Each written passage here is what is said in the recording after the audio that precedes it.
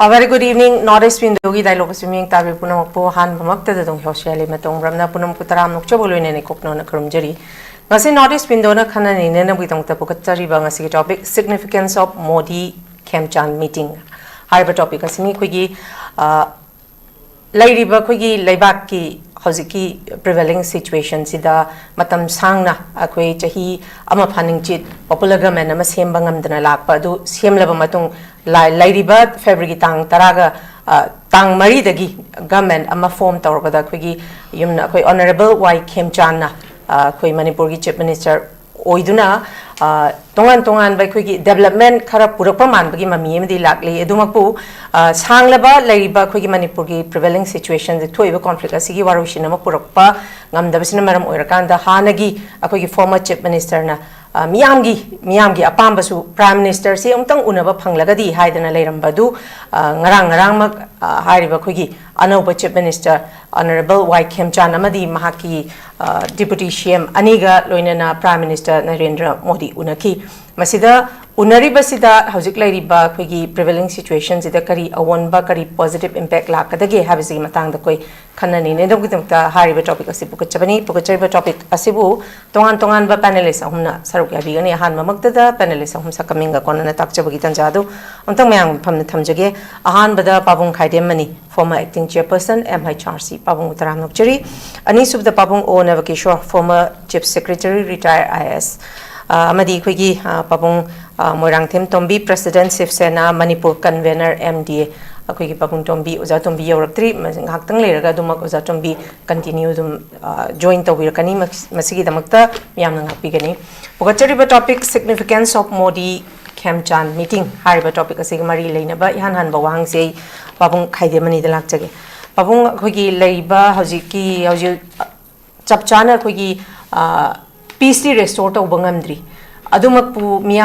yamna pamna leiramba haidi amutang prime minister si unaba phanglagadi haidana leiramba si mamangi khoi anoba government se laktringai gi mamangdadi khoi unabagi appointment phangde kainara tawdana leiramba adubu handaki anoba government sigi chief minister anoba Y Khemchand amadi deputy CM anina khoi prime minister Narendra Modi unaba phangbase pabung hanana phangde handak se phangi masida miyamna su karigumba awonba mala kadra habagi thajabadi leiri adu pabung handak unariba sigi khoi topic ta sudum haijariba significance pabung kari kamaina pabung kari thambini tang thambi hoy yan the significance of Modi Khemchand meeting unaba phangiba simak significance amani maramdi for the last 3 years chaurana chai phagadaban mi khalani dang haire asida mamangi popular government aduna ma masumagi team duna prime minister Narendra Modi laipakchi gi mapim mapa oiriba Manipur state ki suyauna mache amukta unajage haidana haiba natraga unana bohona daba unana bagi mong amata udaba aduda yan hanboina kana matamda da yamtoina haigi Guinness Book of World Record ta yawgadabani India gi oina natraga chu prithibi gi oina laipak amada USA da Britain da Canada France da malepak ki president natraga prime minister adubu state amagi kana gumana governor haire chief minister mota United States tadi natraga member of the parliament amana state amagi leader amana president unajage prime minister unajage haibada Nomada nini da mapan chakkiba munatraba yamna busy oiba unatradi within a day or two as the appointment PIBC aina lanai na ticket pada adum machi masana chumdan leireba kana America ge wechuno Japan ge wechuno Britain ge wechuno Canada ge wechuno hange yauna hangwada hada adum number phangidaba ga haibidudi leigidreba adubu Laibak Tibidi, India to state, Punamaka chief minister now, Unagave the Unadabamte out there, no Nini Chambadi Yaiko, Mapanchakiba Kokiba, Aduga Prime Minister di Navasuyati. Navayati, Lo Mikiwanate, Nana Bamatam Late, but Dr. Nadum Gat Dodana, Ningsha Sum Pitang Hole, Togada, Local Tungeting, the Prime Minister Rock to my do later. Later, the Kanagumam that they had to talk about and wait to air. Second, Kudingi. Prime Minister Solma Piohan Braka Doge Haidena Yang in Naba. Maramaduna, Adugumba, Yam Namaru, Naba Yadraba, Aduga aeroplane Kaibe Yadraba, Prime Minister Natom aeroplanes Kaibe Yadeva. Yadi is a Karigano, if Kariga Ridiba Sugam Kai, it is out of Precagi to get to be wherever so in the Agiti Kaibe Yade. The Asukimatic care logo Habanaba. Anira Homatanatan, Kunga Matway Yang Hayaba. Aina Hangbata. Sunkai Kaibayadaba. Aduna Adugumagi or Riba, Asida, Laipak Adugi, Chief Minister, Natraga State, Tugi, Makokamana, Apunba, Federal Structure, Dugi Mako Unagi, Haibata, Loina Yabang after nap. Manipur Gidiadu Pangi for the last 3 years. I say Guinness Book of World Record Yahweh Aboport Oire Haidan. Then say Sida Mamangi popular government Unabangam Gidaba Adu Ta Numit Kungama Twini Dangarabo Kanda Ano Ba Yumnam Khemchand Lusing Basarkar SENA Marang Natrada Adumba Kanosida Minister Maya Matang Unaba Loirega Amok Prime Minister be appointment Pangdana, Ma Unagare, Prime Minister blessing low ray. Tanara money, other curricula high de Haiva Kupa to the Pangde, woman empowered Matanda to be Haibugumba, other Manipuda like Pio Haidanamana invite Toramba, Lake Hydra so on Kanaga Haragadum, Labor Corps. Something, Mana. All countries, Sige Mapi Mapani, State Tugi Makokamo and Ma Watana Batunabako, Yumlum Daharaga, Tongan Chaba Masanu Pado, Yumzaugia, Mapa, the Runababa, Yanganga to Topa to the one color to Pamo, to Todato, Chakangam Sage, Sagarapio, Habisi Aidanoko.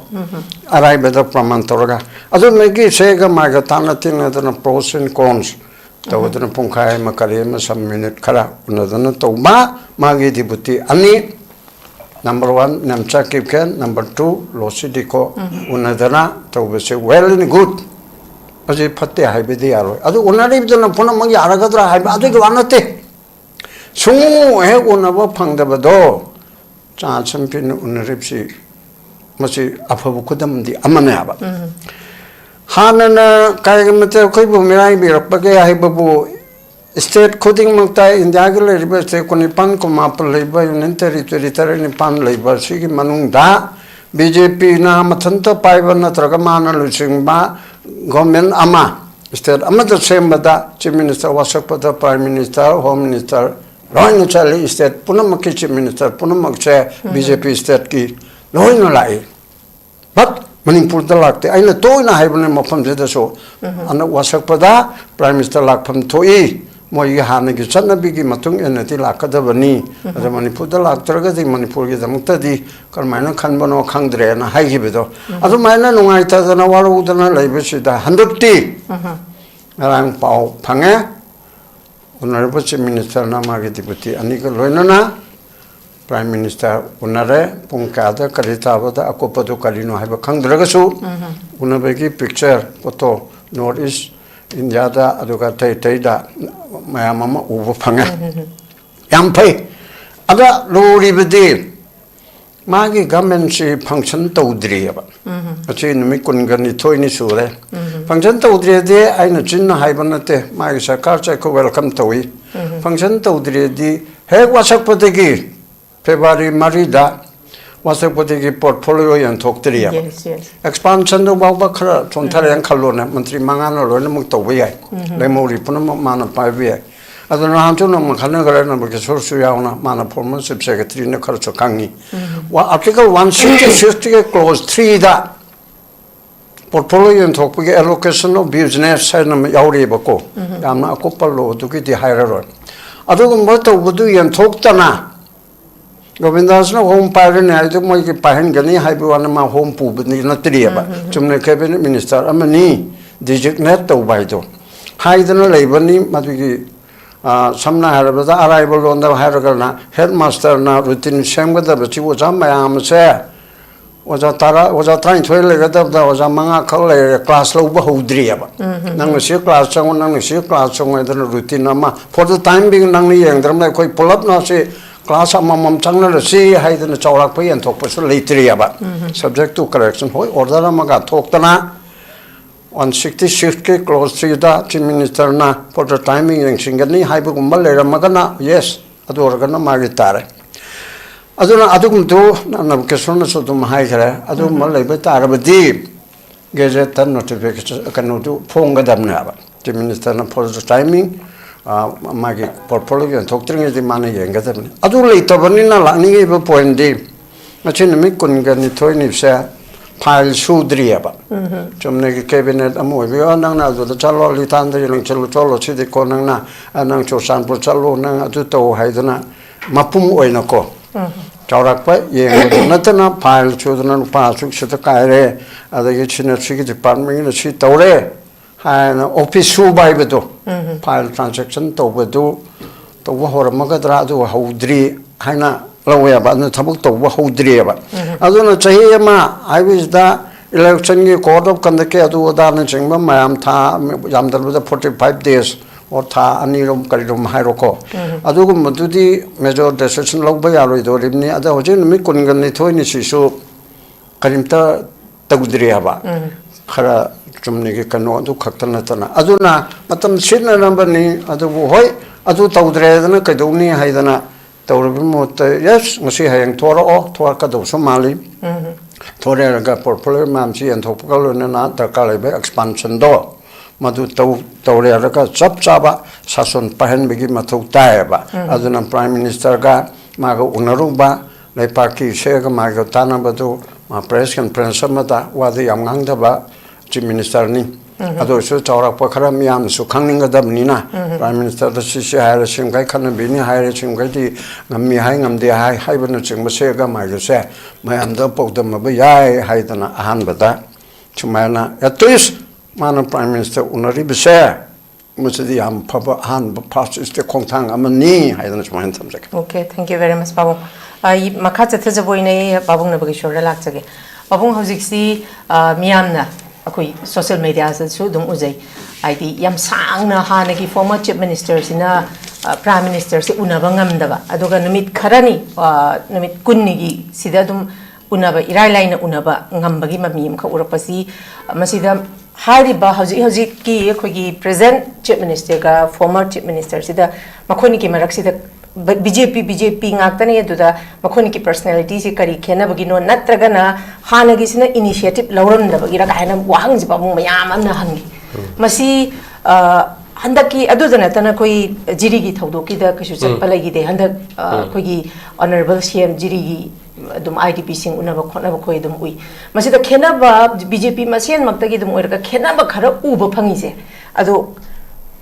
hari ba koi gi prime minister sina unaning da bagi unadri ra na taka kamain to bazano sigi matang ji pabung gi speculation da pabung gi kano da masi miyam na su yam hang ba question am khang ne pabung kari kamai na oiram ya to chemi koi ge chief minister ai se koi manipur gi di makok ni mana thangak ko khong thang khuding mak praja khuding mak na kup na adum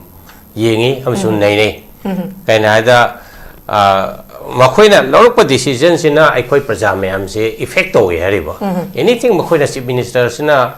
torpo sing se adugi amu hena aikoi da praja re effect to si prime minister ne hariba adana aikoi se mioi ba mani na mi amaga ga leiro marak se kari khena ge koi comparison se sim to hariba aidi phai phate have se mase to godabani aidi hojiki political way ba pham na ta ba yamna neutral way nai khoina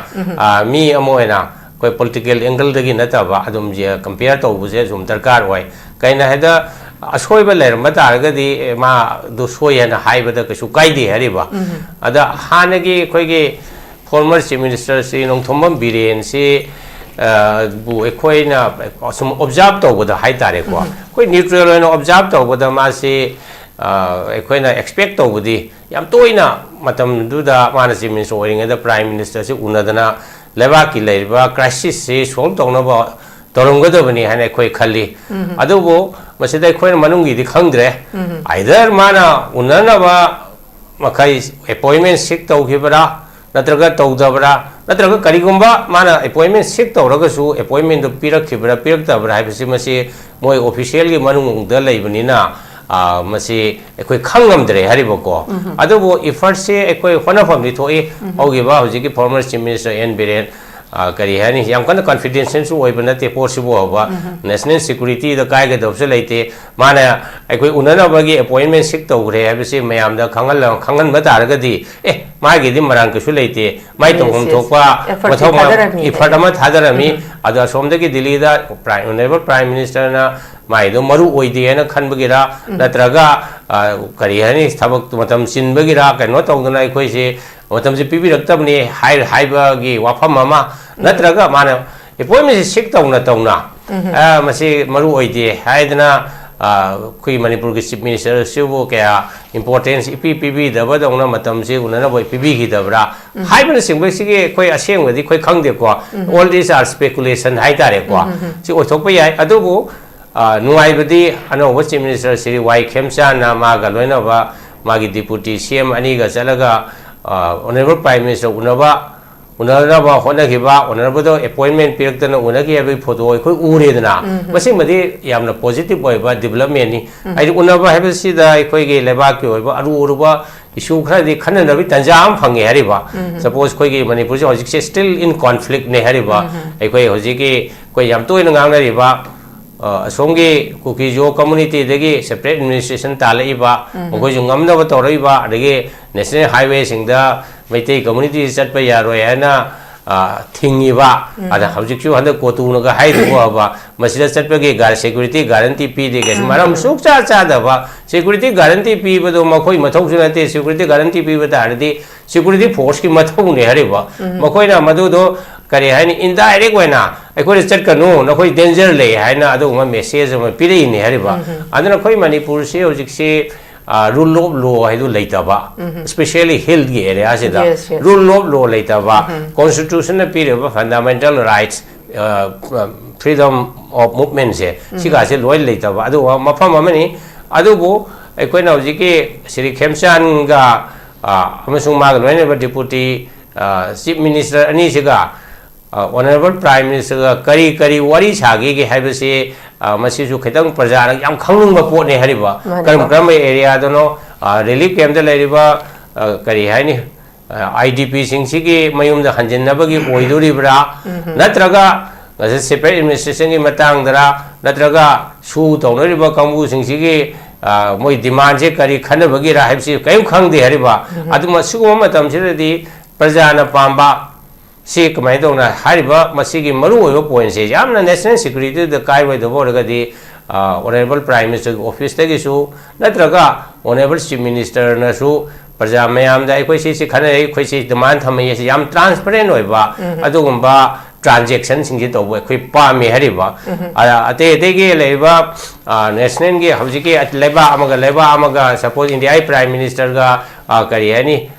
Canada ki prime minister hojik lai ko se wari sari ba se trade ki matang na madur su koi se yanare kona re ani any meeting si lor ma tong da press briefing si to we ri ba aduna hai ba meeting si da leba ani ma ki kana ga do ba amasung kana roi do posing si mai praja da amasung P3B ki audience khangal le hari ba ko mase ai khamana honorable chief minister Y Khemchand la aga soidana mana hek thongam matam se da kanoda salaga media na su soidana question hangki ni airport ge horaga madro su mana pakum di khar pirakani ana khali ai honorable chief minister private kari hani kano Y Khemchand se yamne khoni yengada mathau na leiba adugumba chief minister oino hoju phodi ui hogi ba matam da su ma se straight forward oiba mana haining ba khoning ba sum haiba yamna afaba adugumba mi amoina khona sum khalle hariba Sri Khemchand se aduga magi hojiki party ki kari hani discipline haiba ma leibani na party ki sana ron kangon khara leibani na mana ngamjado bu kharsu lerongani especially BJP haiba party se yam centralized over decision making je mai magi state ki और बा party के मकोक सिंह नत्रगा legislature party नत्रगा MLA Singh decision lowada maru decision si lohondaba haitare ko masige style of functioning si mase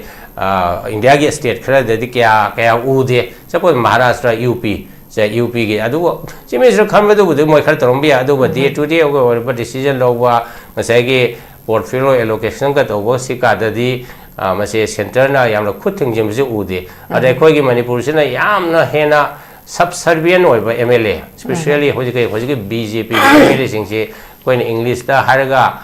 subservient hai subservient se maite ronda haraga di mi ora yamna nonjaba yamna kari haini koi minai dona hai tare mi wa subservient se minai hai bugum ne ai koi se minai mag hai bo mangna traga su yamna kari haini mi duna mathaki kamu duna atopa mi duna yana ba yam chatpasi bu koi subservient ko we hariba ada moina subservient wa ko matam se da ekoi ge state sigi dignity se mang eriba state ki dignity mang bai di Manipur lai ba praja sing dignity mang bani dignity mang ibse masi su ekoi ki dignity mang bai su state ki dignity mang bai se su yamna afaba poti na te eriba state sigi dignity se wanghange phange bse state sing isra lai ba praja sing amusung leader sing na masing nga kadabne hariba aduna aroi bada aina haining badi hojiki Sebenarnya tawna unabase asina ahan bani si matung da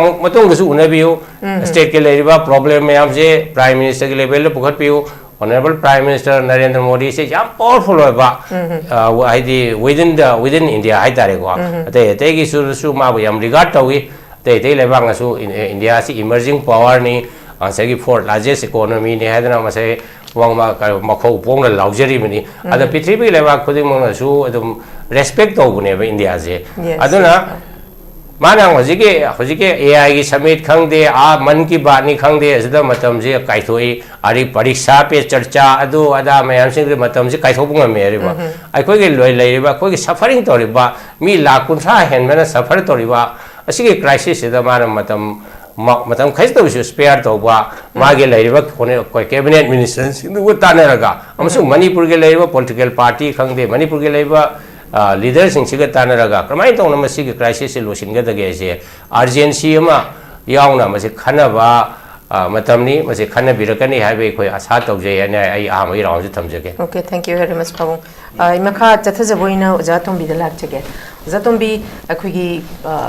hojik Prime Minister unabasi yamna harauba duga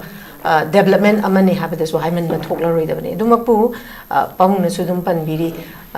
haidi unaruba sida kari hainari kari halairi ba khogi peace restore tawbagi IDP singi adigi chap chaba unabada sanara pawari si miyamna he khana unarura su hana thokiba thoktok ta su chap chaba sanarak pa manungi wari si yamna transparent hoina thambase iwu udabani na miyamna khangning ba unarure haira thogasu unaruba dugi chap chaba madugi kanapam khangdragadi madugi su ikan kanabadi leite hajariba adubu handaki sumaina chahi sangaba ahunga phajal kadro matung da sumaina anauba khogi CM sina magi deputy CM aniga unaba sida unaruba manung da sanar pawari karikra se thogla kandas pamung su dum haibiri press briefing adagi airport ai horaga dum miyam hangadora bani basida masida chap chaba ke hani kitang haidi transparent oina lakani haibu gi thajabasi laibra kamain tawi usatom bi angdang thambi yengbiri puna makpo aro khamin dariba panel discussion da sab yabiriba khoi ozamani amani ai ozana bu so takno usare kanogi handaki honorable chief minister Khemchand amadi losi dekho nemsa kingen humna tongan ba khoi gi union minister sing yauna prime minister yauna hoi tongan ba union minister mari prime minister yauna manga una gre masida hojik khoi gi Manipur da numit kun koma thoni sure le no hojik mayam na sum khoi gi cabinet expansion to da ba duga for February da attacking to gi ba dugumba me manga dugi mon pai do si kai no sajaira lichaira ko adagi ri kanora kai no thang la ten la kai no adugi ponama leitaba madu leitaba si adugi da mutani hujik sade be se Delhi da our Lemahuriba cabinet Tarichi, Tongan district Sinda, Adagi Tomo community Sinda, come down now, Madu, Akogi, Waru Pulu, the Runava come down to Wadagi Hebedo. Horen Madugi Potuda, Honorable CM Khemchand Tawuraga, Center Gipoto Kitan Kanoma, Lagadi Haba, Ada to the Ma, Adugi Potu, the Satunena Ilawi, as a alliance score. No Mano, Nagri Prime Minister, Unagre, Finance Minister, Kano, Nirmala Sitaram, Unagre, Shivraj Singh Sawan Unagre, the Union Home is Miss Haji Unagre, Oga, Nitin Gadkari Road and Transport Minister Unagre, Loyana Topa, BJP official May Unare, the alliance Kisumi Matama already. Manipur in the internal displaced persons in sea, Masi Pochima, Marwena, Adozik Akoigi MLA Punamakta, Koromanga Manga Hozik Akoi, Honorable Khemchand, development of one of the Madukidama, the MLA maps, the people have a tie call. Kendra the therapy have a tie development Yamna, Kanoko, Tokabu the call. Adozik Akoi. Manipur quite a Yalan, but Koi Mang the Tabako Sudi, a Koi labor community and Nigi trust the visit. Kamna Mooks, a Koi Nushinabuki Poti Hanjalaka again, Adogi Portico. Otherwise, internet displaced persons in Shea, Mashi rehab town number one call. Number two, the Hosiki Koi Chatuk Singa, National Highway, Liver Poche. See, I can alliance or I can see the I can hiding go. Hori by Hosi may third key Canadanico as a scheduled tribe on the High Court Kiponama. I died the Susambu, the whole of my Shimun number when the Tabukanda. See, I swine some high tare. Although Kangpu P the road, a quiggy shiggy hang the National Highway is disturbed of a kind of phenomenon and Sagri the duty champion Maleko. I did Manipur, the quite population see cooking a dominant away that's a support level. But I did horror never. Moigi vulcanized center is a day never. Other lady, my leg, have a like you have a collide by the end by no more privacy, a caricano tower, corporation lay ever. And do I do that? Kara, me, Homotanamaga. Not the Yam Kahidi, Hosiki, Deputy Sham, Ani Hapagi questions, Zimeam Namna, Hangna, but I do clarification. Kangpo Pigi, Sigi Matang, Sida, Nemjaki Gen Hape, Hibagi Keno, Matambiri, or is it Targadi, Losidico, Ani Happy, Simatang Josa, come I talk. I don't know like Losidi goes in a Nagani, Naga people belongs, Naga people, Prantama belongs to only Moi, Emilio, and the Tony, more the video name. At the city, Koi, some Aina cookies in your mark, the Hajaviwanika. Ado, among the cabinet meeting, pumdring the cabinet, we pump the Utokan of was Hana Lake wherever, all over undergrounds. Sing your nice and singer. Go, Koi Shima. I don't I see high them nothing in Kali. I got to some Pursi, a Quigi, to some Put among the Congress Himatamda, Lady the Mummy Mamda, a Quigi citizens, Quigi, Senate citizens, a Quigi Association, a Davino Lusimba. And the Ginangi, Quigi, thus a Quigi Cano, Yauba, Nangi, Angang, human rights, Bablu Litumum Yauba, A Yauna, and the human rights, Hana Siaman Oramba, Nangi Yambimgi, Kokoim Amchi, Adugi, a sea will talked about Pomam, Quichi, Piga, Chiniga, Kagi, some animal, I quit 10 Misalico. Just a quick 10 level. Ada moi akoi na thungbu kanda moi get loli akoi sang dana na ingi tori phimu nga ta selam mi ko moi puning da noi toi am na lei ra madu gi potu asi bu dead body du tham bane ba do akoi myoi gi ꯑꯩꯈꯣꯏ ꯗꯤ ꯅꯣꯏꯒꯤ ꯗꯦꯗ body ꯍꯧꯖꯤꯛ ꯂꯩꯔꯤꯕꯁꯤꯡꯁꯦ ꯑꯩꯈꯣꯏ ꯃꯅꯤꯄꯨꯔꯗ ꯂꯩꯃꯤꯟꯅꯕꯅꯤ ꯃꯅꯤꯄꯨꯔꯒꯤ ꯂꯩꯍꯥꯎꯗꯒꯤ ꯇꯧꯔꯒ ꯄꯣꯠ ꯆꯥꯃꯤꯟꯅꯕꯅꯤ ꯑꯩꯈꯣꯏ ꯅꯨꯡꯁꯤꯅꯅ ꯑꯁꯤꯕ ꯍꯪꯅꯒꯗꯕꯅꯤ ꯑꯋꯥꯕ ꯍꯪꯅꯒꯗꯕꯅꯤ ꯑꯩꯈꯣꯏꯅ ꯂꯥꯛꯏꯕꯁꯤꯗꯤ ꯅꯣꯏꯒꯤ ꯑꯁꯤꯕ ꯕꯣꯗꯤꯗꯨꯗ ꯑꯩꯈꯣꯏ ꯐꯤ ꯀꯨꯞꯀꯅꯤ ꯑꯗꯨꯒ ꯑꯩꯈꯣꯏ ꯑꯉꯝꯕ ꯆꯤꯅꯤ ꯈꯔ ꯄꯣꯔꯛꯏ ꯄꯩꯁꯥ ꯈꯔ ꯄꯣꯔꯛꯏ ꯑꯗꯨ ꯑꯩꯈꯣꯏ ꯄꯨꯛꯅꯤꯡꯒꯤ ꯅꯨꯡꯉꯥꯏꯇꯕ ꯑꯋꯥꯕꯗꯣ ꯑꯩꯈꯣꯏ ꯁꯤꯌꯥꯔꯤꯡ ꯇꯧꯕ ꯂꯥꯛꯄꯅꯦꯅ ꯂꯥꯁꯇꯗꯤ ꯃꯣꯏ ꯑꯩꯈꯣꯏꯗ ꯋꯥꯔꯤ ꯋꯥꯇꯥꯏ ꯁꯥꯟꯅꯗꯅ ꯆꯥ ꯊꯛꯃꯤꯟꯅꯗꯅ ꯆꯥꯛ ꯊꯣꯡꯕ ꯄꯤꯖꯔꯛꯏ ꯑꯩꯈꯣꯏ ꯀꯩꯅꯣ ꯇꯧꯔꯦ ꯍꯥꯏꯕ ꯏꯟ ꯇꯥꯏꯝꯂꯤ ꯀꯔꯤꯒꯨꯝꯕ ꯈꯔ ꯂꯣꯏꯁꯤꯜꯍꯧꯗꯕ ꯈꯔꯗꯒꯤ ꯅꯪꯒꯤ ꯍꯣꯏ ꯁꯦꯀ꯭ꯌꯨꯔꯤꯇꯤ ꯑꯦꯛꯁꯦꯁ ꯍꯥꯏꯗꯨꯗꯤ ꯑꯃꯅꯤꯀꯣ ꯑꯗꯨꯁꯨ ꯂꯩꯇꯦ ꯍꯥꯏꯕꯗꯤ ꯌꯥꯗꯦ ꯑꯗꯨꯒꯤ ꯄꯣꯠꯇꯨꯗ ꯅꯪꯒꯤ ꯍꯧꯖꯤꯛꯀꯤ ꯑꯩꯈꯣꯏꯒꯤ ꯃꯇꯝ ꯆꯥꯅ ꯑꯩꯈꯣꯏ ꯀꯩꯅꯣꯝ ꯇꯧꯍꯧꯗꯕꯗꯒꯤ ꯄꯣꯠꯁꯤ ꯊꯣꯛꯄ꯭ꯔꯥ ꯍꯥꯏꯅ ꯈꯜꯂꯤ ꯍꯟꯗꯛꯁꯨꯅꯤ ꯑꯗꯨ ꯅꯦꯝꯆꯥꯛꯀꯤ ꯀꯦꯟꯗ꯭ꯔ ꯇꯧꯔꯤꯕ ꯄꯣꯠꯁꯤ ꯑꯗꯨ ꯑꯩꯅ ꯆꯨꯔꯆꯥꯟꯄꯨꯔꯗ ꯊꯥꯗꯔꯝꯃꯗꯤ ꯍꯥꯏꯕ ꯑꯩꯉꯣꯟꯗ ꯈꯟꯕꯩ ꯋꯥꯅꯤꯀꯣ ꯑꯗꯨ ꯀꯗꯥꯏꯗꯅꯣ ꯅꯦꯝꯆꯥꯛꯀꯤ ꯀꯦꯟꯗ꯭ꯔ ꯊꯥꯖꯔꯤꯁꯦ ꯍꯥꯏꯅ ꯍꯥꯏꯔꯒꯗꯤ ꯅꯦꯁꯅꯦꯜ ꯍꯥꯏꯕꯒꯤ ꯕꯟ ꯕ꯭ꯂꯣꯀꯦꯠꯁꯦ ꯃꯣꯏꯒꯤ ꯑꯗꯨꯋꯥꯏꯗꯨꯗ ꯃꯥꯕꯨ ꯁꯞꯄꯣꯔꯠ ꯇꯧꯔꯤꯕ ꯃꯌꯥꯝꯗꯨꯅ ꯍꯥꯡꯗꯣꯛ ꯈꯣꯠꯇꯣꯛꯑ ꯃꯌꯥꯝꯁꯨ ꯆꯠꯄ ꯌꯥꯅꯅꯕ ꯍꯥꯏꯅ ꯈꯜꯂꯝꯕꯁꯨ ꯌꯥꯏ ꯑꯗꯨꯁꯨ ꯑꯐꯕ ꯋꯥꯈꯜꯅꯤꯀꯣ ꯐꯠꯇꯦ ꯍꯥꯏꯗꯤ ꯅꯠꯇꯦ ꯍꯥꯏꯕ ꯑꯗꯨꯒ ꯍꯧꯖꯤꯛꯀꯤ ꯅꯦꯁꯅꯦꯜ ꯍꯥꯏꯋꯦꯁꯤꯗ ꯕꯣꯠ ꯅꯦꯁꯅꯦꯜ ꯍꯥꯏꯋꯦꯁꯤꯗ ꯍꯧꯖꯤꯛ ꯅꯦꯁꯅꯦꯜ ꯍꯥꯏꯋꯦ 37ꯗ ꯍꯧꯖꯤꯛ ꯂꯩꯔꯤꯕ ꯑꯩꯈꯣꯏꯒꯤ ꯀꯩꯅꯣꯁꯤꯡꯁꯤ ꯅꯥꯒꯥꯅ ꯑꯌꯥꯝꯕ ꯉꯥꯛꯇꯅꯦꯕ ꯔꯣꯡꯃꯩ ꯀꯣ ꯅꯥꯒꯥꯅ ꯑꯌꯥꯝꯕ ꯉꯥꯛꯇꯅꯦꯕ ꯑꯗꯨ ꯂꯣꯁꯤꯠ ꯑꯩꯈꯣꯏꯗ ꯄꯤꯕꯁꯦ ꯃꯁꯤꯃꯗꯤ ꯆꯞ ꯆꯥꯔꯦ ꯍꯥꯏꯅ ꯈꯜꯂꯦ ꯑꯩꯗꯤ ꯖꯁ ꯑꯩꯈꯣꯏꯒꯤ ꯀꯝꯃꯨꯅꯤꯇꯤ ꯑꯅꯤꯒꯤ ꯗꯤꯄꯨꯇꯤ ꯁꯦꯝ ꯑꯅꯤ ꯄꯤꯔꯤꯁꯤꯕꯨꯗꯤ ꯆꯞ ꯆꯥꯕ ꯑꯗꯩꯗ ꯑꯩꯅ ꯆꯨꯔꯆꯥꯟꯄꯨꯔꯗ ꯇꯥꯍꯟꯅꯤꯡꯕꯒꯤ ꯋꯥꯅꯤꯀꯣ ꯅꯦꯝꯆꯥꯛꯀꯤꯁꯦ ꯅꯨꯡꯁꯤꯗꯕꯒꯤ ꯋꯥꯁꯨ ꯅꯠꯇꯦ ꯑꯩꯒ ꯃꯥꯒ ꯊꯣꯏꯗꯣꯛꯄ ꯕꯥꯏꯁ ꯂꯩꯅꯕꯒꯤ ꯋꯥꯁꯨ ꯅꯠꯇꯦ ꯑꯗꯨꯒ ꯃꯥ ꯐꯠꯇꯦ ꯍꯥꯏꯕꯁꯨ ꯅꯠꯇꯦ ꯄꯣꯠꯁꯤꯐꯥꯎꯕꯀꯣ ꯏꯄꯤ ꯁꯦꯟꯇꯔ ꯑꯣꯏꯔꯤꯕ ꯖꯒꯥꯗꯨꯗ ꯑꯗꯨꯗ ꯊꯥꯗꯔꯝꯃꯒꯗꯤ ꯍꯥꯏꯅ ꯑꯗꯨꯝ ꯑꯩꯅ ꯈꯟꯕꯒꯤ ꯋꯥꯅꯦꯕꯀꯣ ꯃꯤ ꯃꯌꯥꯝꯁꯦ ꯄꯤꯁ ꯂꯥꯛꯄꯁꯦ ꯑꯗꯨꯗꯒꯤ ꯑꯃꯨꯛ ꯂꯥꯛꯇꯣꯏꯅꯦꯕ ꯏꯄꯤ ꯁꯦꯟꯇꯔꯗꯤ ꯑꯗꯨꯗ ꯑꯣꯏꯔꯤꯅꯦꯕ ꯁꯤꯃꯀꯣ ꯑꯗꯨꯒ ꯍꯧꯖꯤꯛꯀꯤ ꯑꯩꯈꯣꯏꯒꯤ ꯈꯦꯝꯆꯥꯟꯗ ꯑꯣꯅꯔꯦꯕꯜ ꯆꯤꯐ ꯃꯤꯅꯤꯁꯇꯔ ꯈꯦꯝꯆꯥꯟꯁꯦ ꯃꯁꯤ ꯁꯦꯟꯇꯔꯗ ꯑꯩꯈꯣꯏꯒꯤ ꯁꯨꯃꯥꯏꯅ ꯂꯥꯛꯏꯁꯦ ꯃꯥꯁꯦ RSSꯀ ꯃꯥꯁꯦ ꯀꯩꯅꯣ ꯑꯣꯏꯕ ꯊꯥꯖꯅꯕ ꯂꯩꯕ ꯍꯥꯏꯇꯥꯔꯦ ꯁꯤꯃ ꯖꯁ ꯄꯣꯏꯟꯅꯤꯀꯣ ꯑꯗꯣ ꯃꯥꯁꯤ ꯑꯩꯈꯣꯏꯒꯤ ꯃꯥꯒꯤ ꯀꯦꯟꯗ꯭ꯔꯁꯦ ꯃꯥꯒꯤ ꯀꯦꯟꯗ꯭ꯔꯁꯦ ꯑꯇꯩ ꯑꯇꯣꯞꯄ ꯀꯦꯟꯗ꯭ꯔꯒ ꯃꯥꯟꯅꯗꯦ ꯐꯖꯅ ꯁꯦꯝꯃꯦꯕ ꯑꯗꯨꯒ ꯃꯥꯁꯤ ꯀꯌꯥꯝ ꯌꯥꯝꯅ ꯆꯨꯝꯒꯦꯕꯣ ꯃꯥꯁꯤ ꯈꯨꯗꯩ ꯑꯃ ꯁꯦꯠꯂꯒ ꯂꯩꯀꯥꯏꯗ ꯀꯣꯏꯆꯠ ꯆꯠꯄ ꯃꯤꯅꯦꯕ ꯃꯥꯁꯦ ꯑꯗꯨꯒꯤ ꯑꯗꯨ ꯁ꯭ꯄꯣꯔꯠꯁꯃꯦꯟꯒꯤ ꯁ꯭ꯇꯥꯏꯜꯗꯨꯅꯦꯕ ꯃꯥꯅ ꯇꯧꯔꯤꯁꯦ ꯑꯗꯨꯅ ꯁ꯭ꯄꯣꯔꯠꯁꯃꯦꯟ ꯑꯃ ꯑꯣꯏꯕ ꯍꯥꯏꯁꯤꯗꯤ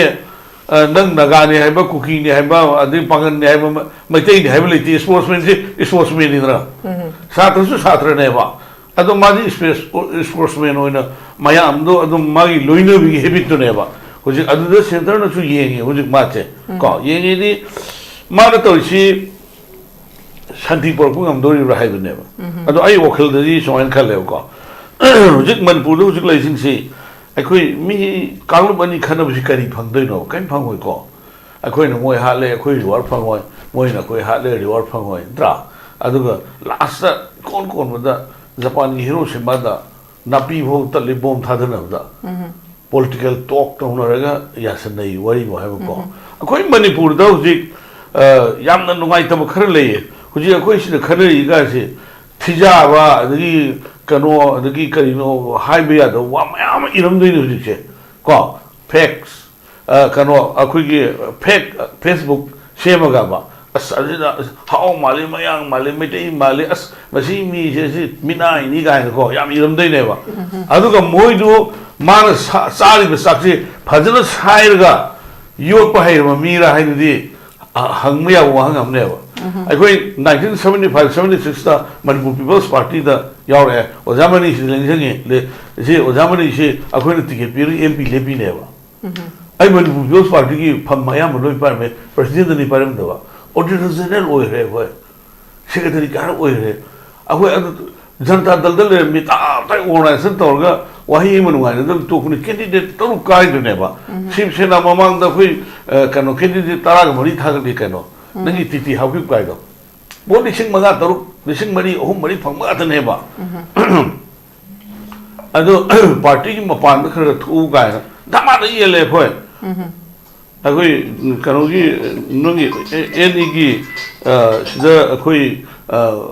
ꯅꯣꯏꯒꯤ ꯋꯤꯟꯗꯣꯁꯤꯗ ꯁꯤ ꯈꯨꯗꯣꯡꯆꯥꯕꯁꯤ ꯂꯧꯔ ꯍꯥꯏꯁꯦ ꯑꯩꯅ ꯄꯣꯠ ꯌꯦꯟꯕ ꯃꯌꯥꯝ ꯊꯥꯒꯠꯄꯅꯦꯕ ꯋꯤꯠ ꯗꯣꯀꯨꯃꯦꯟꯠꯁ ꯑꯩꯅ ꯄꯣꯠ ꯌꯦꯜꯂꯤꯕ ꯃꯌꯥꯝ ꯊꯥꯒꯠꯄꯅꯦꯕ ꯑꯗꯣ ꯑꯩꯈꯣꯏ ꯅꯦꯁꯅꯦꯜ ꯄ꯭ꯔꯁꯤꯗꯦꯟꯅ ꯑꯩꯈꯣꯏꯒꯤ ꯀꯩꯅꯣ ꯑꯦꯝꯕꯨꯂꯦꯟꯁ ꯑꯅꯤ ꯊꯥꯔꯛꯑꯦꯕ ꯑꯍꯟꯕ ꯑꯗꯨꯅ ꯑꯔꯥꯝꯕꯥꯏ ꯇꯦꯡꯒꯣꯜꯗ ꯍꯧꯖꯤꯛ ꯍꯧꯖꯤꯛꯃꯨꯛ ꯆꯦꯟꯅꯔꯤ ꯀꯩꯅꯣ ꯃꯤ 54ꯒꯤ ꯂꯥꯏꯐ ꯀꯟꯈ꯭ꯔꯦ ꯅꯨꯡꯗꯥꯡꯗ ꯑꯩꯅ ꯊꯧꯔꯤꯅꯤ ꯀꯩꯅꯣꯅꯦ ꯍꯥ ꯑꯩꯈꯣꯏ ꯐꯥꯌꯦꯡ ꯕꯤꯔꯦꯟ ꯂꯩ ꯑꯩ ꯏꯇꯥꯎꯗꯣ ꯍꯥ ꯃꯥꯅ ꯅꯨꯡꯗꯥꯡꯗ ꯑꯩꯉꯣꯟꯗ ꯆꯥꯛ ꯆꯥꯛꯈꯣꯝ ꯄꯤꯖꯩꯕ ꯑꯗꯣ ꯑꯉꯥꯡꯗꯣ ꯀꯩꯅꯣ ꯅꯣꯡꯃꯩ ꯄꯥꯜꯂꯒ ꯂꯧꯔꯤ ꯀꯥꯆꯤꯟꯗꯨꯗ ꯇꯨꯝ ꯂꯩꯕꯗꯣ ꯏ ꯑꯃꯇ ꯌꯥꯎꯗꯕꯅꯤ ꯏꯪꯗꯕꯗ ꯑꯗꯨ ꯔꯤꯝꯁ ꯇꯥꯟꯅ ꯄꯨꯔꯛꯑꯒ ꯏꯁꯥꯗꯒꯤ ꯕ꯭ꯂꯗ ꯄꯤꯒꯦꯅ ꯍꯥꯏꯕꯗ ꯆꯍꯤ ꯑꯗꯨꯛ ꯁꯨꯔꯗꯤ ꯌꯥꯔꯔꯣꯏꯅ ꯍꯥꯏꯔ ꯑꯉꯥꯡꯁꯤꯡ ꯀꯧꯔꯒ ꯇꯧꯔ ꯕ꯭ꯂꯗ ꯀꯥꯞꯄ ꯍꯤꯡꯍꯜꯂꯤꯕꯅꯦꯕ ꯑꯗꯨ ꯑꯩꯈꯣꯏꯒꯤ ꯅꯩꯔꯒ ꯋꯥ ꯉꯥꯡꯕ ꯑꯩꯈꯣꯏꯒꯤ ꯃꯐꯝ ꯃꯔꯥꯡ ꯈꯪꯗꯕ ꯃꯤ ꯃꯌꯥꯝ ꯂꯩꯌꯦꯕ ꯑꯗꯨ ꯈꯪꯗꯦ ꯑꯗꯨ ꯄꯨꯝꯅꯃꯛꯄꯨ ꯈꯨꯔꯨꯝꯃꯒ ꯍꯥꯏꯖꯕꯅꯤꯀꯣ ꯑꯩꯅ ꯂꯥꯟꯈꯤꯕꯗꯁꯨ ꯃꯗꯨꯃ ꯌꯦꯡꯕꯤꯔꯤꯕ ꯃꯌꯥꯝꯅ ꯉꯥꯛꯄꯤꯌꯨ ꯑꯩꯈꯣꯏ ꯔꯥꯖꯅꯤꯇꯤꯒꯤ ꯄꯣꯠꯁꯤ ꯀꯣꯟꯅ ꯂꯥꯛꯁꯦꯕ ꯑꯩꯈꯣꯏ ꯂꯩꯔꯤꯕꯁꯤ ꯃꯩꯇꯩ ꯄꯥꯡꯒꯜꯁꯨ ꯑꯗꯒꯤꯗꯤ ꯅꯪꯒꯤ ꯅꯥꯒꯥꯁꯨ ꯀꯨꯀꯤꯁꯨ ꯍꯥꯟꯅ ꯂꯩꯃꯤꯟꯅꯔꯛꯄ ꯑꯩꯈꯣꯏꯁꯤꯡꯅꯗꯤ ꯃꯅꯤꯄꯨꯔ ꯀꯥꯏꯕ ꯄꯥꯝꯃꯝꯃꯣꯏ ꯍꯥꯏꯕ ꯑꯗꯨ ꯑꯩꯈꯣꯏꯒꯤ ꯅꯪꯒꯤ ꯕꯣꯔꯗꯔꯁꯤ ꯄꯣꯔꯁ ꯌꯥꯝ ꯑꯣꯏꯔꯦ ꯒꯥꯏꯈꯪꯉꯝꯅ ꯂꯨꯆꯤꯡꯉꯒ ꯗꯤꯄꯨꯇꯤ ꯁꯤ ꯑꯦꯝ ꯑꯣꯏꯔꯤꯉꯩꯗ ꯑꯩꯈꯣꯏ ꯑꯥꯔ ꯀꯦ ꯑꯥꯅꯟꯗ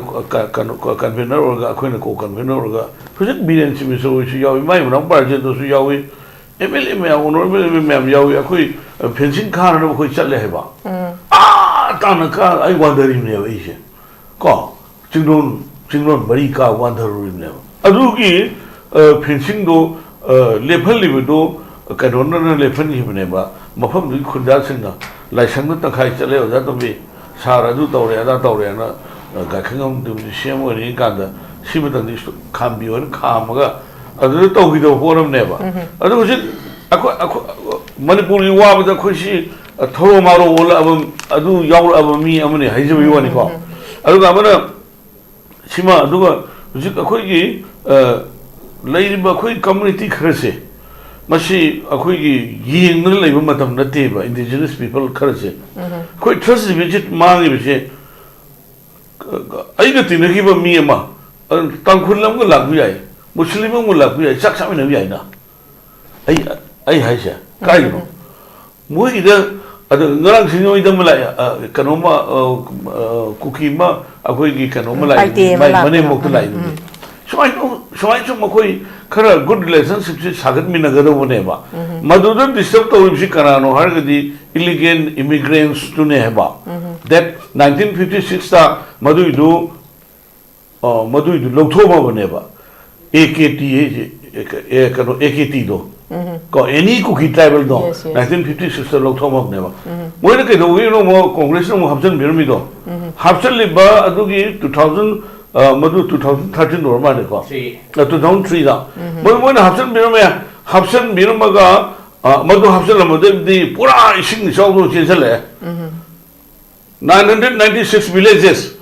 अखुगी नेशनल डेमोक्रेटिक लाइन्स की आई लोसन जरके नेशनल डेमोक्रेटिक लाइन्स की अखुगी सी गवर्नमेंट से तौरची खुंदु युमना तोंगान में यांखै नत्रगदी रिकॉग्नाइज तौबु यादेबा अदु मोइदि मपांग नुपि नि थिरगा मसा मंगा तो तुपोक युम खरगा सारगा खुंदु रिकॉग्नाइज तौरे अदि मयाम थोमजले मेटिलों खंगदबा मयाम थोमजले पोपी थारे मदु इदो हारम लेत्रे अमदो होंगे हा पुंको कोए अदुगिदु करमाइन दौन खलौदब्रा अदु 10% की 10% की वैली एरिया से हौजिकी ngसाइगी 2003 खोगी सस्पेंशन ऑफ ऑपरेशन की मतंग द सुमंगारे मयाम ना हाइबजी कांग्रेस दा हौरमगा बीजेपी ने इसिंग चाइ लेरे मरु हुलंबदो इसिंग चाइ लेरे हाइबनेबा दुबु कांग्रेस दा हौरम हाइदना गवर्नमेंट हाइसी कंटीन्यूअस प्रोसेस नि मयाम ना खंगदना लेरेबा अदु बितारगदी कांग्रेस ना सोरमबदु बीजेपी ने सेमदोक पिबा करी हाइ instead of सेमदोपगी महुता सोइदना सेमदोकदबने सेमदोखम थोइ मदु गवर्नमेंट से कंटिन्यूस नि सोइदना सेमगदबने मदु सेमम थोइबा मुइसु मरा लेबा हौदो मुइसु मरा ले लोछंदो मुइसु मरा लेबा मुइरु अनि दुगी कारतु दा वारिबा कंग्रुम सारसि प्रजा नेबा को अरु लेइबो पोछि आई हाना अदु आई न थमजरिना हुजिक अखोगी संगसल लेइबा मिसिंगसि असि डिटेक्टर ग डिपोर्ट तौबियु नत्रगदी अखोई शांति पुरपुदो वागने हाइबनेबा अदु मोइदे सब साब खुलाई पाइ लेरे अदु आर्मी क्रैक डाउन तौरो हाइबनेबा आइना हाइजेचे शिवसेना डिमांड से दोनेबा आर्मी क्रैक डाउन तौरो मोइदु फागलो पुनखलो जस अदुगा moi deport to bigroba Okay. adu na tano hujik lai ba kano si February ki 27 gi 2027 year da nagi hujiki census ki poche kamai to du no du po to adu si ni khoi yaning de hebi wani da adu ani shobam na sima ai haje ge ba bi mai no si topic sa kano si hujik lai ba ku ki khoi ki nagi lal ho mayam si lal ho mayam si state government ga kano ga nauri bho kamnar man te shoot of thongnar mi se ibem ko adu BJP na mu madu idu extend to we just ko BJP na mu extend to we adu ga madu moi shi human shield na to ga ai khoi gi ichau na mu yam sing si nuai to thamo gi ning don pu mu du them no la bi thi de ba ko adu na jing ai la ni si akoi manipur du jing lai la sho he na haron sing si drugs are the young driver. I know the Honorable Union Home Minister Amishana Akogi Mana Namakai Honan drug solution and zero tolerance for no Honani and Mana Haije. But the equipment of Matin Pamusang, government is showing a stable when a quick expansion, so it don't talk anymore. Go, Aduga, Saida Kogi, I know Susumana appeal town Honorable MLA Karigumba Kogi Mantibur Sida Yahoo the Haita. Sacrifice ki habit lane se ko sacrifice ki habit lane nadra gadi tum mane aba nadra okay nadra BJP issue mara nyam lai MLA tare moi de yob do kano UT demand to widra phangdro adu national highway thingni ka into widra adu ki do action lo de habri da poche adu SHIV SENA mo na akoi leba ki wa do ubungam dre ba moi ani gi marakta khoi amagi aran so amagi sumuso khoi loi khangi khaga hai ta ne ba adu hai kano hai du yaro hebi wani hai ta ne ba hai du yaro ba hai ta ne hai ga madu moi khang ga ne ba adu khang ta do ta ga ni mathang gi election ka ila ka di project khud le okay thank you very much ai second round dong lak chege sir thakachari makha chatha boina e akoi papung khaite mani de lak chege Babung Hojiksi Miam na popular government ama Pamambadu Pange Adugi Matakta Kogi Hanagi former chief ministers in a Tawanga Mamdaba Tabakara Anova chief ministers in a Tawsimiam na Ure Adumu Babung Daina Laksani Wapandi Babung Toiba conflictsy na Maramurga Kogi Hanagi normal life normal sisu Porpangamdaba peace restore Tawangamdaba Koi national highway free movement Zapangamdaba Sikumasina Mayam Maramurkanda BJP da miyamna thazaram basi babung adukimatik mangkar baneba masina maram oirkanda babung 2027 da di election ni matam yam short period neba akogi andaki anoba kano government se adu betaga di babung form me akogi government ama formation tawre form tawre tawram da thaba khara su tawbangame adu betaga di BJP da miyamna mangraba thazaba mangraba credibility mangraba singje babung kharada oisu babung hanjala bangam gani habgi thazabadi babung leibro kamai taw babung It is up to the Honorable Chief Minister Khemchand manganda lere thazaba mangan ba chumangan doba aduga mahak na puktil seng na tawba aduga mahaki ability firmness aduna chingba center amsung state animation ti jana collaborate tawba Uchina chingba security personnel mayamche masigi unified command mana loksin ba mana suloksin la so hai aduna azugumba mayamche masit tawraga yamna mong tawa constitution na piriba law gi matung ina constitution gi provision gi matung ina thabuk tawba tabani adugumba constitutional provision sigi matung ina thabuk tawrak di 356 ta president rule line la ibese constitution ki provision ki matung na thabuk tawba ngamdre haidana February 2025 te tawgiba Srimati Draupadi Murmu gi maming da thoiba notification se constitution ki provision ki matung ina carry out tawba ngamdre haibana ba adu de yanan bada mayam puning loksing oinana ba politician chingchu khangnana ba 164 gi makha da chief minister ma governor na hape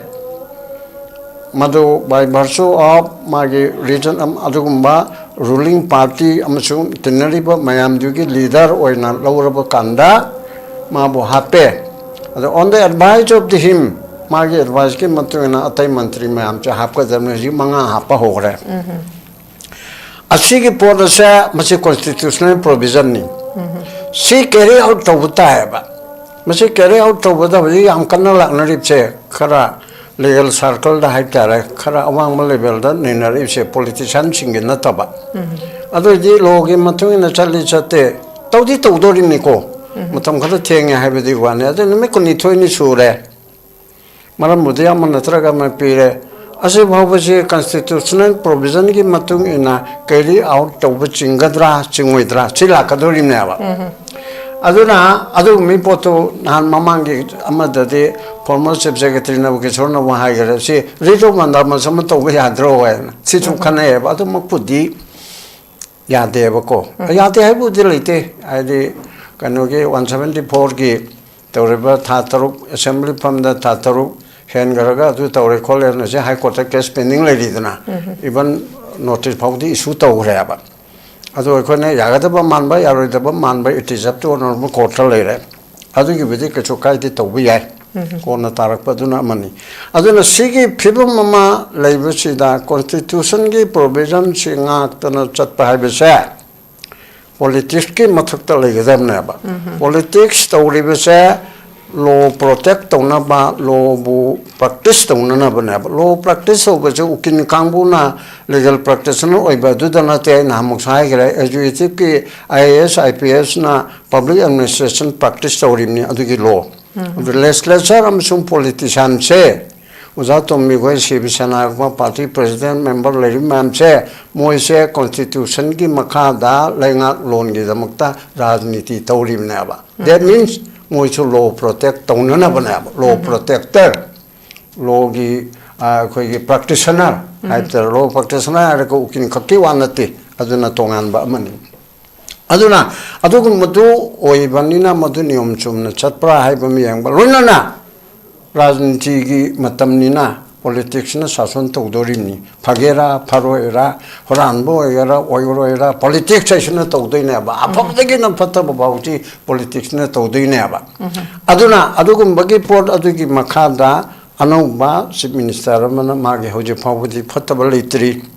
ai adu made ma soire hai ba hekta mayam haudana tawya ba port am litri khar su yeng gi betari yeng mai dana mate am chamna thamanga yeng adu nate hayang chen no ni le ga thor ani dana ko hayang thorok pe ang che thorok pe thore ga mai matho du tum tawrani adai di adu chu paper na kari kari ja tawdana prime minister unabada home minister unabada expansion ge question de rise tawde machi thap na le ga na hai adu chu sar ga panga hai bani adu ge khana bu de wa mo na prime minister ga tawra adu da du pi ba na khana ga dra na adu di manung da party ki line manung da tawjaga da phoni adu ko madu tawdana masana tawpun thoi hai na ko na hajar ga chu imu manung ta na badu di ga chu kai de ba matam mehen man badu nami ko ma thoi ni khana badu da sang badu di chum de habi wa ne adu hai re na ma bo ko na kanu to ba yadri ba hujiti yenga da bani adu na sigi phibum si da tawda ba thabuk si yami masai ki constitution nga pa hai ga fundamental right da article 19(1)(d) Lambi chatok chastin pre-movement with the help of the central government, law and order the state ki sovereignty ki manung dal jai Supreme Court na so high gre least to the piriba state leaves a share. Masi aite kanoni entry 66 ni ani homam dal to kare more than 60 ni masi ki manung da state government na ek topum tokpo sovereign authority le ne to godabani national ki na to state tu gi aduna hari ba pon mam si ngak na madu tawada bna adu ngai haraga indian political system si di national party oi benina party leader tana ba hai betu chu adu so lo da yau de hai dana budi aro ko adu su tana ga dami che imung manung da so arrival on da haraga yumbure maduna mai in khol yon ge yo loi loi na mukti ngam me ba ngai ko ai gi no pi ngang ta tana gi ga tana ri dana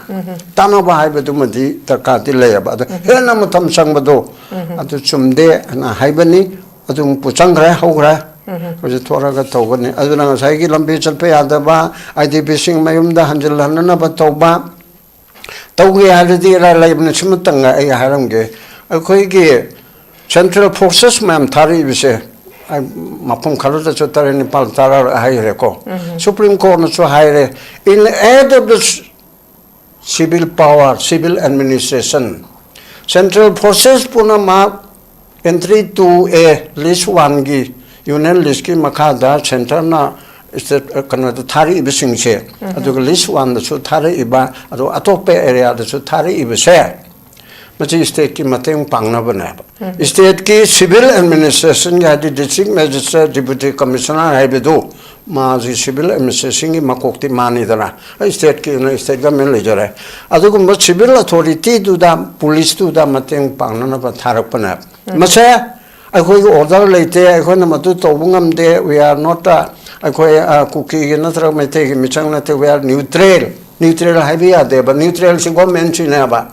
government ki sipai da police ta mateng pangna ba lak pa moina neutral na habi ade ba government itself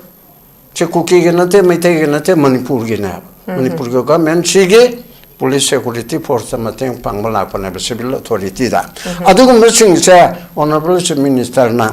Mana home pai the buggy Maryland te ko home the home chau ba mana pai be but chief minister is above all he is the headmaster mana class ado amana lawyer nang class to ai lo ge hai be da dum ya pho ni kana ko madi Kejriwal di without portfolio bo oi mage cabinet ta mage amma ba ko pai the run pi thok ba mana all in all na ba aduna adu puna madi ga central processing si sinaraga central processing si Chahum Mama Chamli and Chamli Shingunati.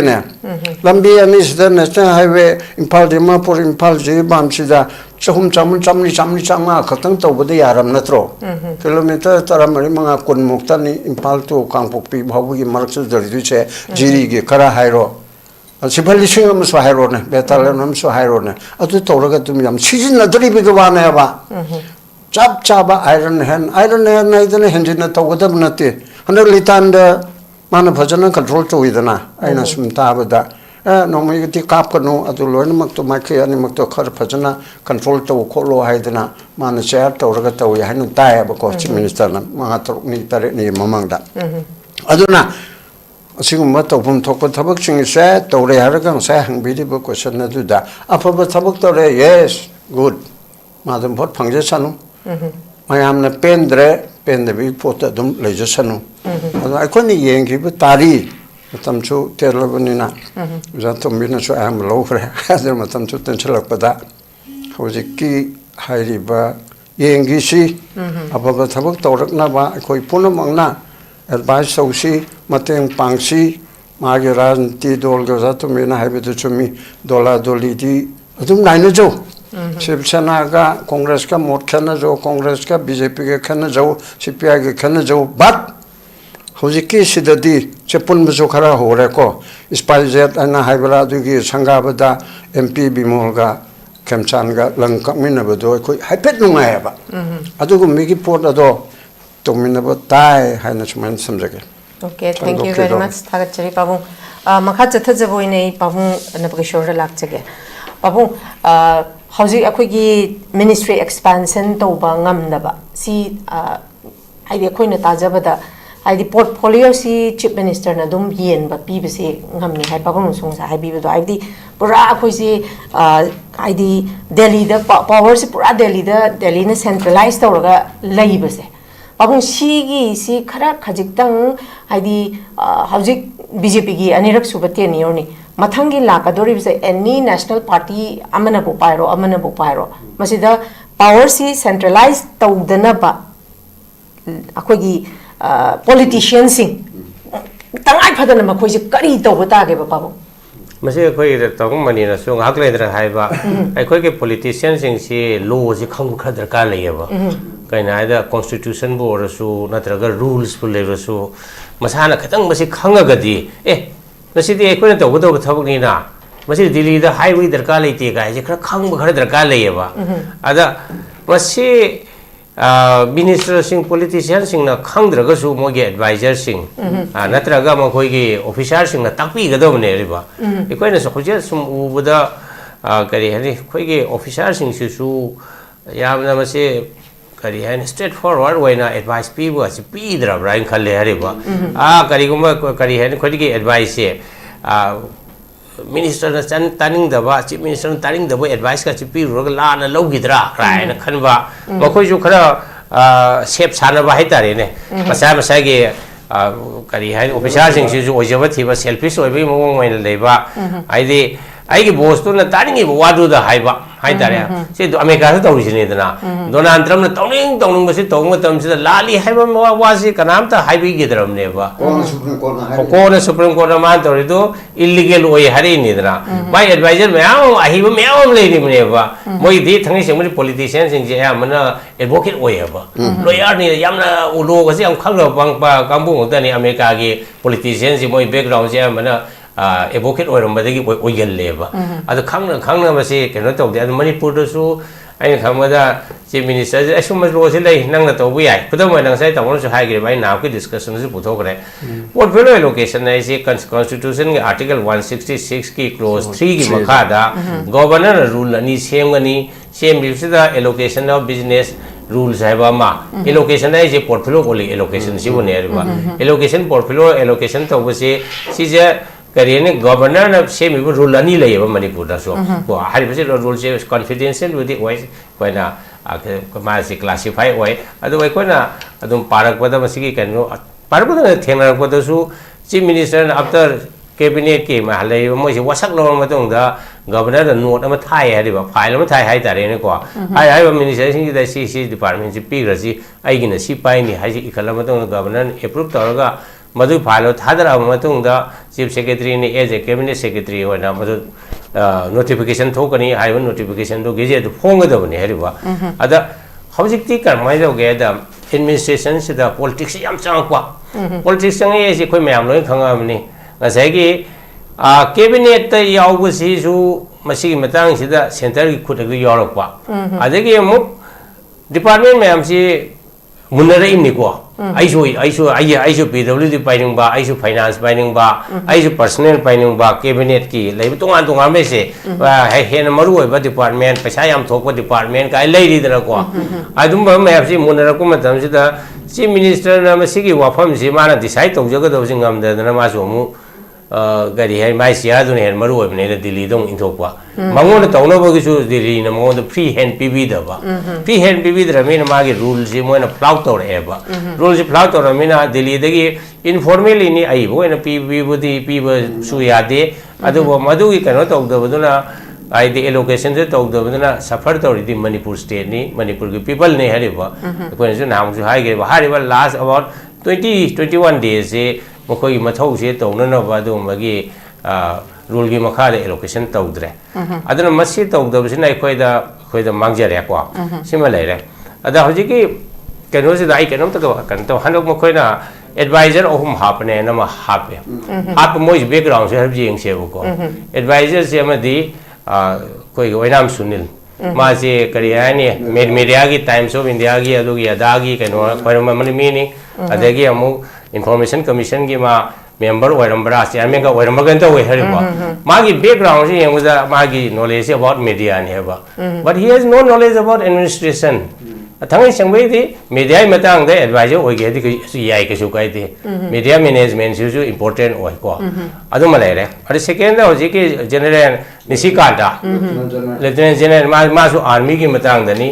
adu khoi hoji army ka coordination leibo khopa sida darka leimi ni ma hap do phaiyan su khala se ko adu ahum su bada hap ban mission doctor ni policy doctor do na policy doctor do na mar kari policy to do no he is just a doctor ai khoi na khang ba moi family loi khang nei UK da doctor oi le mane ga mo dongol gi macha ne hari ba adu edi ma kari policy no khang do se hapai mi sing ji su ga mo dong sa su RSS ki background le ba adagi nisikanta se su general se su RSS da khar nai ga mi se su hai nei ko adu mai dong na to bu RSS ki advice ma tu ngai hapak ko ba why there is a khoi na pam di suppose Manipur da leiriba IPS retired gumba advisor hapo ba IS officer koi maitei misal na trasu retired tawro chief secretary waramba ma pan mem nei dina ko suppose kudam journal sing hoi gumba kari gumba neutral so ojaba adagi policy making da administration da haiba mi ga so advisor kha hapi ri phai koi hapo ai na te koi di hap ke कोई ओइरो कोई राजनीति यावरनी हापसु यारो यारेबा अदुना adviser हापकपदसु Chumna हापता भाई तारेने अखोइना हाप हाइदि ओइ Chumna हापता भाइदि अइना हाइदि कनोदा experience लेरबा अदुदा knowledge and skill level me do hapagadi on the proper advice to pirakani hariboko aduna tadana ga segi ab RSS ki influence the hapaduna di mo da yam kana useful di oil hariboko aduna aikhogi expectation se Sri Khemchand gi as a chief minister ko yam lai adu mana kari torota da ge se hojik phawda di kari hani ma dum hoti honai he is a very outspoken yamna kari hani yam phaba आइदी मियोबगी assume येंगबदा अवानादा यामना my मसागी अदुम my sympathy लेबा तसे कयन तोबा अदुमको अखोइना तौहनिंगबदी खुदुमैना हाबदा होजिकी लेरिबा cookie ITLF करिकासे कोटुगास मागी प्रजानी meeting तोगनबि कवो invite तोबो suppose meeting दो इम्फाल लाकवा यारगना माना सुकुजी पिरगा लागा कना तौरगा तौरे तदर गुवाहाटी दर दिल्ली दर मा meeting को at least the invitation P more than luxury he should be inclusive, he should reach out to each and every section, especially koi conflict ladies. Adana Chief Minister Namana Korokada Makoda Latraga di Mokojim Shetidrini, Adoga Makoina Vitoriba Lalhoba Kambu, Haidareneco, Aji Sugi Toriba Kambu, or Nagagi Kambu Zoo, and the Mogi Civil Society organizations. I quite Manipur government, a question of Tenor Adum bypass the way. Bypass the Rogamako importance, Manipur government, Kaita later, Badona, Amasikana, Lehendageda, I quite center as Umako the import ID, Manipur government, Hanangango, I quite electric either Haidava. At the mind of Manipur government say, no Mogi Pangala, some Sonjel air. At the mind of Namasita, what Aragadi, Masiting Hodragadi, Manipur government city, Haying. Herleragadi Union Territory status the Hanjelagani, Jammu Kashmir, Oibus Maitona, status Hanjelagani, and I Maitona, Tamjage. Okay, thank you very much. Lushila Padai, who you jatum be the Laksage. Zatumbi Andaki Lairiba 2027 elections. Masi Yaudringai, Maraksida, Heidi, Honorable CMY Khemchand, Development Karadi Porapanina, Masigi. Lactringi Chairak Sida. Ako piece normal sisi lakpangam have with Hazabalibra, Aduga, Miamna, Yamna Kaurangiba, Yamna Nuaita Havadi, Kuki free movement later, IDPs may the Changbangam Davase. Sigi Matang Zatumbi, Karikamai Yen Biningi. Ujik Yum Lishing Mangam ki rehabilitate Tonova Madugi Pekes Pira Hentara. Ado si khoi amukta da pulap asita uya da bnina mathang tawraga ai di logine na khale ado mi puna una pho thau tawge si lona khale ado thungdo du di ka khoi myam na cooperation pi bida leire ado ngasi dei di ai di agoi hanjan sum phammaga agoi gi cookie gi aduga maitai gi adu cookie ga maitai ga khana bi pot se ai di ngasi dei di hanga su ingar na su khumja roi ai khoi ngarang ni huju hingi ko hayin ka du no haiba kana su khangde ako SHIV do adu kai su puroi ko adu mara la na to na ishona mo da di bija ga da bani chumna to na ma chumna phangja ga da bani ranti to na hui mi oi bagi shiri na minam chawdo sirkan da magi da diman phangja da ni ishona soina pigani hingi da ko no pigani ko aduga hujik akogi involve to riba any crime da involve to riba aduga akogi culprit person sin che Supreme Court na High Court na lem na tharakane di ibema koi khandu chungani maraduna ai khoi ngasi abinu misidagi ai khoi community animakna hatnaba sunaba nungaina daba yummai thaba punamak toga ai khoi kashu khoi sibida puguda sunati ngarang di sibo hingi nungsinana hingminasi aduga nuhi gi lamdu aduda noi hingnana ba sanana ba pothok mayamdo madu mullaga sagado bugi damakta mapandai changakpa illegal immigrants do madu tathokudi noi jati manarsu kalu manarsu tathokudi na khoi yobiyo haibse masima ai appeal tawjani ago lona असाउदगी अदगी करीगुमदगी ngang mayam punamok akhoi madugi poto tolerate taunaraga ko yamna khoi laiba akhoi new ojik central the state government ojik BJP ko ere masai the alliance aishu pangwi aba pangani tawni aduga CSO mayam su aduga laiba khoi kano mayam singsi akhoi nungsi chana leiba yabra habdo amtong yengsi akhoi puji chupi yengnaba oina leiba kasu yaroi aduna aduga nakalamamda ujiki khoi nahan lekhidaba bunjangni baitega honorable MLA ani leitamino 58 ki capacity ni kanosi ko aduna message the congress ki manga as it is lei atai di national democratic alliance ta nakalamamda ki worso support to porama ui aduna masida khoi sacrifice ki heavy leitragadi yakai ni pangama haidorga yakai undui ni dra madu sum munale ko nato noi kaina ba sauna ba phuna ba ka yaudna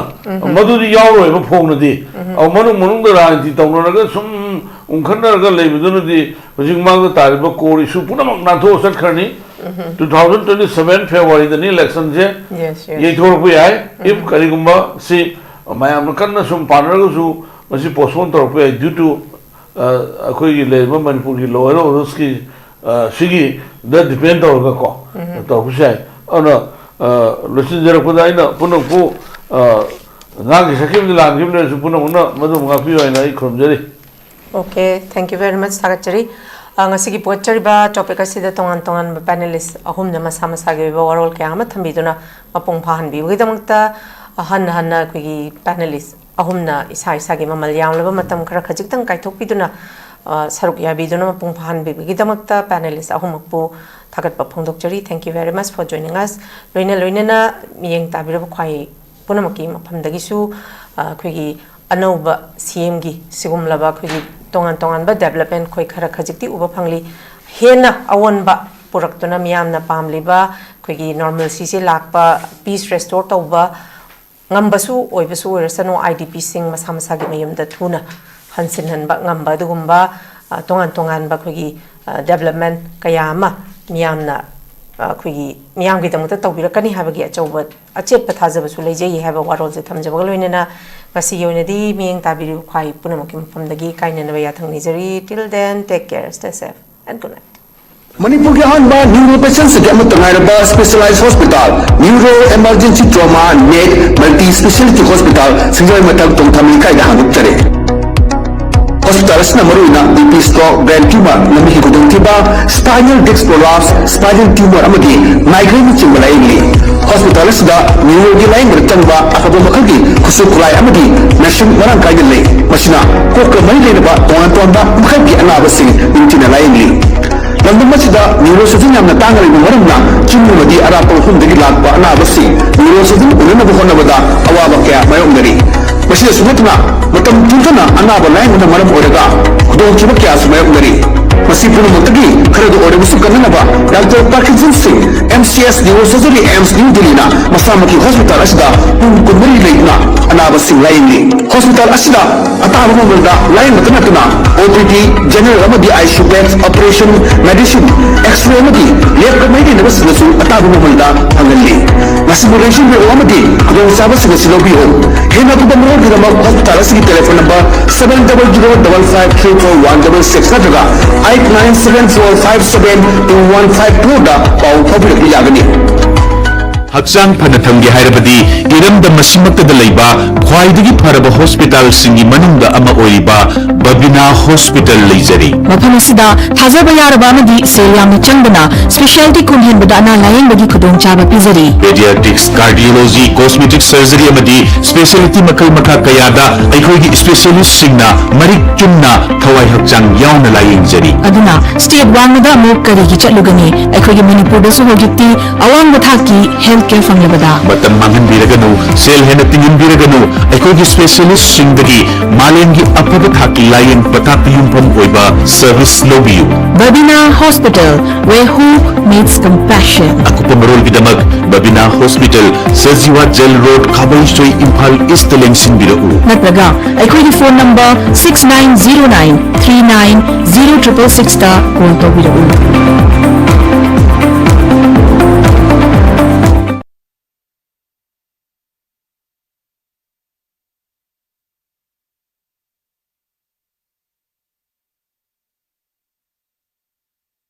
Northeast Window Mineng Tabiriba Mayang Punumakpu Taramna Okchari Hauzik Mapalamgi Tabaki Pau Pijari Ahanbada Atubagi Oina Dubai warehouse worker gi thabak kauri hairiba thabak asi apply to biningba miyoisingna presentable and good communication skill leibata natana masagi chahi kunmathoi dagina kuntrataret phawbada leiba oibigadabani hairiba thabak asigi pizariba khudong chabasing adudi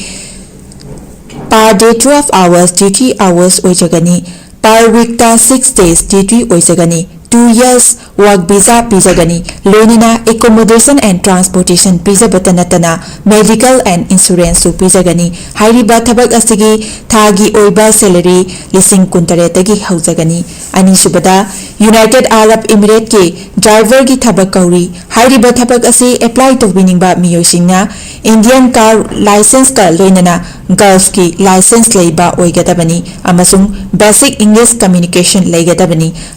Hairiba thabak asigi Indian license paibiba miyoisingi thagi oiba salary di lising yankhai dagi haujagani Gulf license paiba miyoisingi thagi oiba salary lising yankhai manga dagi haujagani ahum subada Beharan water park ki female retail staff tara kauri hairiba thabak asi apply to biningba miyoisingna retail experience leibaga loinana yamdrabada 165 cm ki changda wangba